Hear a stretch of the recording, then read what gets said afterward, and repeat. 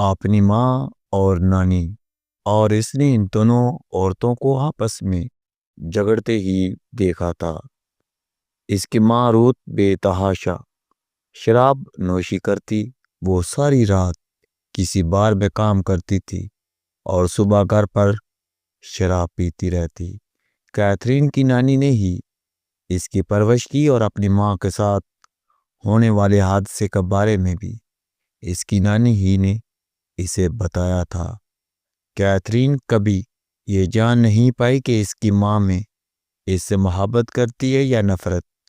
روت کے ساتھ اس کا تعلق بہت سرسری سا تھا۔ صرف اسی کے ساتھ نہیں، روت کا ہر ایک کے ساتھ تعلق بہت رسمی سا ہو گیا تھا۔ وہ علیم کو کبھی اپنے ذہن سے نہیں نکال سکی، اور علیم کے بعد وہ اپنی زندگی کو بھی سنبھال نہیں پائی۔ بعض دفعہ وہ کیتھرین کو اپنے ساتھ کہیں باہر لے جاتی، لیکن راستے میں اگر کوئی بھی مسلم یا عیسائی نظر آتا تو وہ بلند آواز میں اسے گالیاں دینے لگتی، چلانے لگتی، پھر اس پر تھوک دیتی۔ کیتھرین کو اپنی ماں کے ساتھ باہر جانے سے خوف آتا تھا۔ وہ اس اقامے سے ڈرتی تھی جو اس کی ماں کہیں بھی کھڑا کر دیتی۔ اس کی ماں نے علیم سے شادی سے پہلے اسلام قبول کیا تھا، مگر علیم کے جانے کے بعد وہ مسلمان رہی تھی، نہ ہی کرسچن۔ کیتھرین نے اپنی 16 سالہ زندگی میں اسے کبھی عبادت کرتے نہیں دیکھا۔ دیر از نو گاڈ، خدا کا کوئی وجود نہیں تھا۔ یہ وہ جملہ تھا جو اس نے روت کے منہ سے بار بار سنا تھا، اور خود اپنی نانی کے ساتھ چرچ میں بیٹھے ہوئے بھی یہ جملہ اس کے ذہن میں چکراتا رہتا۔ وہ بچپن سے اپنے مسلمان اور پاکستانی باپ کے بارے میں بہت کچھ سنتی رہی تھی۔ جب روت بہت زیادہ شراب نوشی کر لیتی تب وہ خوب چلاتی اور مسلمانوں کو گالیاں دیتی۔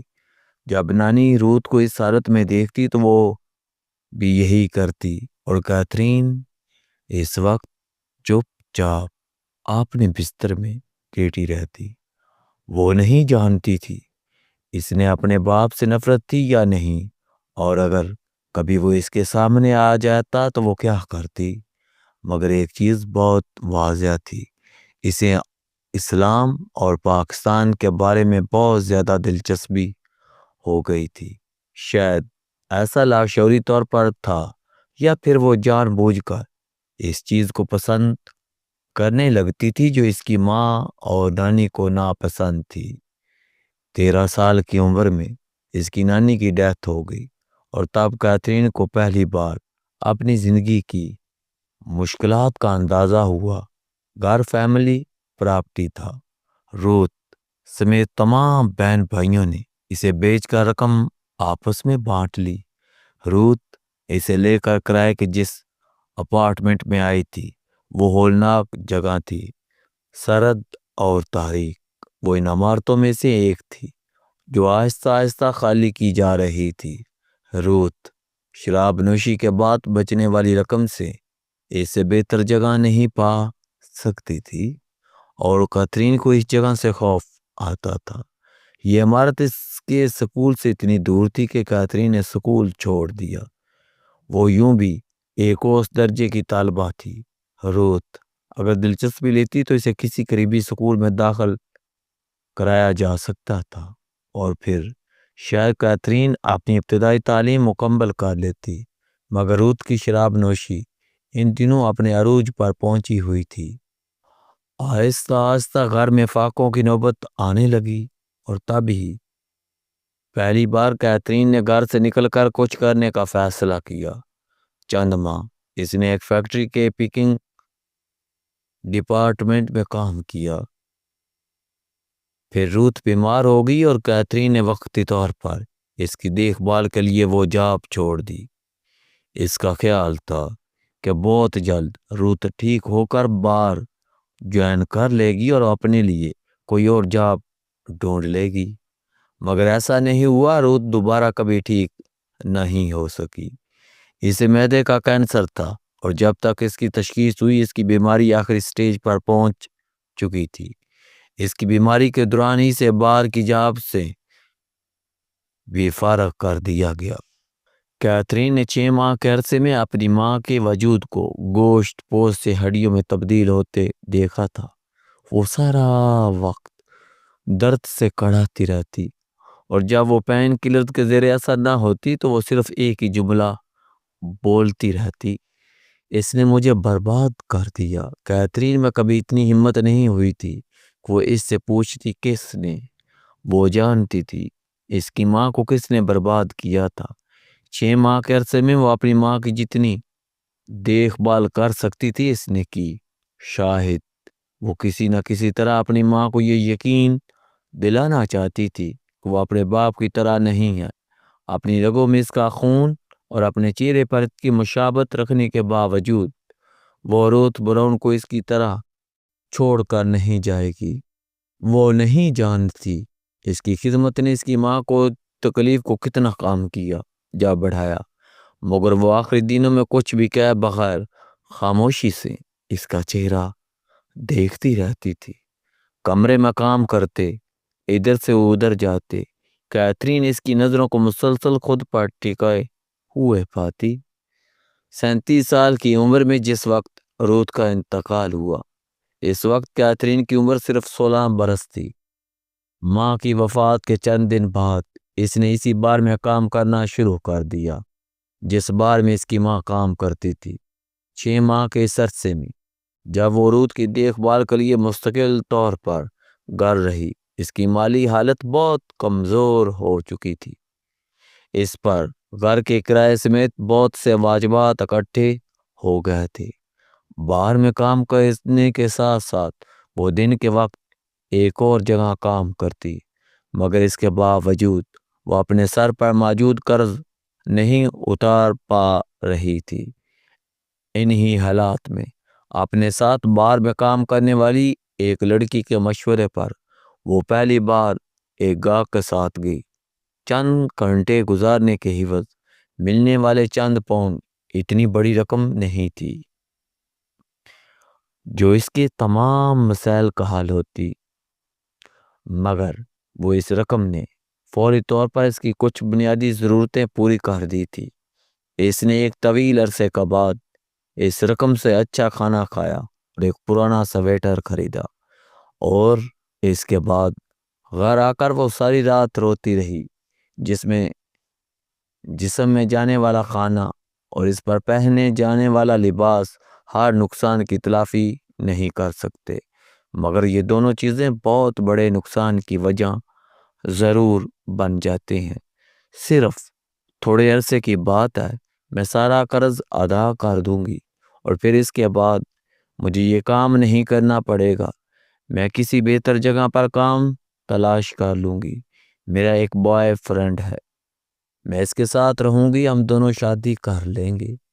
پھر میں کام نہیں کروں گی، گھر پر رہوں گی، اپنے بچوں کی پرورش کروں گی، یہ سب کچھ بھول جاؤں گی۔ میری زندگی میں دوبارہ ایسا وقت کبھی نہیں آئے گا۔ اگلی صبح کام پر جاتے ہوئے اس نے اپنا منہ دھوتے ہوئے سوچا تھا۔ یہ اس کی خوش فہمی تھی۔ وہ جس دلدل میں پیر رکھ چکی تھی وہ دلدل آسانی سے کسی کو اپنے اندر سے نکلنے نہیں دیتی۔ ایک کے بعد دوسرا اور دوسرے کے بعد تیسرا وہ اپنے ہر گاہک کے ساتھ جاتے ہوئے خود کو یہی تسلی دیتی تھی، میں ضد نہیں کر رہی، آپ ضد کر رہی ہیں۔ اس نے ایک جھٹکے سے کتاب بند کر دی۔ میں جو کچھ کر رہی ہوں تمہارے فائدے کے لیے ہی کر رہی ہوں۔ پلیز ماما جان، آپ یہ جملہ مت بولا کریں۔ آپ میرا فائدہ مت چاہیں، مجھے اپنی زندگی اپنے طریقے سے گزارنے دیں، میری خوشیوں کے راستے میں رکاوٹ نہ بنے۔ اس نے بے نوازی سے کہا، میں تمہارے لیے رکاوٹ نہیں بن رہی ہوں، میں صرف یہ چاہتی ہوں کہ تمہیں کوئی نقصان نہ پہنچے۔ اگر آپ کو اتنی پرواہ ہوتی ماما جان تو میں یہاں تک کہ نہ کھا رہی ہوتی، آپ مجھے لے کر انگلینڈ چلی جاتی، میرا کوئی مستقبل ہوتا وہاں، میں آج وہاں ایک بہت بڑا نام ہوتی۔ مگر آپ نے یہ سب نہیں کیا۔ آپ نے ہمیشہ ضد کی، اپنی من مانی کی۔ آپ نے مجھے ہر چیز کے لیے ترسا دیا، ہر سہولت کے لیے خوار کیا، اور اب آپ یہ کہہ رہی ہیں کہ آپ چاہتی ہیں کہ مجھے کوئی نقصان نہ پہنچے۔ میری زندگی میں اگر کوئی سہولت یا لگژری آ جائے گی تو مجھے نقصان پہنچے گا، مجھے شہرت مل جائے گی تو مجھے نقصان پہنچے گا، میں اپنے نام سے پہچانی جاؤں گی تو مجھے نقصان پہنچے گا، میرا کام سراہا جائے گا تو مجھے نقصان پہنچے گا، میرا مستقبل محفوظ ہو جائے گا تو مجھے نقصان پہنچے گا۔ ماما جان خاموشی سے اس کی باتیں سنتی رہیں۔ چائے اور بنا دوں؟ اپنی بات کے جواب میں ان کے منہ سے نکلنے والے جملے نے اسے اور بھڑکایا۔ ماما جان، آپ میرے ساتھ اچھا نہیں کر رہی۔ آپ میری زندگی کو اپنے طریقے سے چلانے کی کوشش نہ کریں۔ اپنے ساتھ اچھا نہیں کر رہی۔ آپ میری زندگی کو اپنے طریقے سے چلانے کی کوشش نہ کریں۔ آپ اپنے اصولوں کو میرے سر پر مت تھوپیں۔ وہ اس کے پاس بیٹھ گئی۔ آپ کو مجھ سے محبت نہیں ہے ماما جان؟ آپ کو مجھ سے محبت ہوتی تو آپ میری بات مان لیتی، مگر وہ خاموش ہوگی۔ ماما جان اس کی بات سنے بغیر کمرے سے باہر جا چکی تھی۔ کیتھرین براؤن نے 16 سال کی عمر میں پہلی بار اپنا جسم فروخت کیا تھا، کیونکہ کیا تھا۔ اگلے 6 سال اس نے یہ سوال خود سے نہیں کیا۔ ہاں، جب وہ پہلی بار مدر خان سے ملی تو اس نے یہ سوال اپنے آپ سے پوچھا تھا، مگر تب تک بہت دیر ہو چکی تھی۔ راؤتھ براؤن کا تعلق ایک ایسی فیملی سے تھا یہاں لڑکوں کو لڑکیوں سے زیادہ اہمیت دی جاتی تھی۔ یہاں عورتوں کا کیریئر کے بارے میں سوچنا بھی برا سمجھا جاتا تھا۔ راؤتھ براؤن کے باپ کو اس بات پر فخر تھا کہ اس نے ایک ایسی لڑکی سے شادی کی جو نہ تو ورکنگ گرل ہے اور نہ ہی زیادہ تعلیم یافتہ تھی۔ شادی کے بعد بھی اس نے اپنی بیوی کو کام نہیں کرنے دیا، وہ ایک مکمل ہاؤس وائف تھی۔ روت نے بھی ایسے ہی ماحول میں آنکھ کھولی۔ ابتدائی طور پر معمولی تعلیم حاصل کرنے کے بعد وہ ان مردوں میں سے کسی ایک سے شادی کی منتظر تھی جنہیں اس کے باپ نے اس سے ملوایا تھا، لیکن اس سے پہلے کہ وہ ان میں سے کسی کے ساتھ شادی کرتی، اس کی ملاقات ایک پاکستانی سے ہوئی۔ وہ اندازہ نہیں کر سکی کہ اس شخص کی کس چیز نے اسے اپنی جانب متوجہ کیا۔ بہرحال اس نے گھر سے بھاگنے کے بعد اس شخص کے ساتھ رہنا شروع کر دیا۔ روت کی فیملی کے لیے یہ ایک شاک سے کم نہیں تھا۔ روت اپنی تینوں بہنوں میں سب سے زیادہ بزدل تھی، اور اس سے کوئی یہ توقع نہیں کر سکتا تھا کہ وہ اپنے ماں باپ کی مرضی کے خلاف کسی شخص کے ساتھ نہ صرف رہنا شروع کر دے، بلکہ وہ بھی اس شخص کے ساتھ جو اس کا ہم مذہب تھا، نہ ہی اس کے اپنے ملک سے تعلق رکھتا تھا۔ روت اپنی فیملی کے بارے میں ایک بہت اچھی طرح جانتی تھی کہ اس کی فیملی والے کبھی بھی اس شخص کے ساتھ اس کی شادی پر تیار نہیں ہوں گے، بلکہ وہ اس پر پابندی لگانا شروع کر دیں گے۔ یہی وجہ تھی کہ گھر سے بھاگنے تک اس نے اس شخص کے بارے میں اپنے والدین کو آگاہ نہیں کیا۔ البتہ جانے کے بعد اس نے ایک خط کے ذریعے اپنے والدین کو تمام حالات سے مطلع کیا اور اپنی حرکت کے لیے ان سے معذرت کی۔ اس کے والدین نے اس خط کا کوئی جواب نہیں دیا۔ روت کو یہی توقع تھی۔ علیم نامی وہ شخص جس کے ساتھ روت گھر سے چلی آئی تھی، اس کے ساتھ بہت زیادہ عرصہ نہیں رہا۔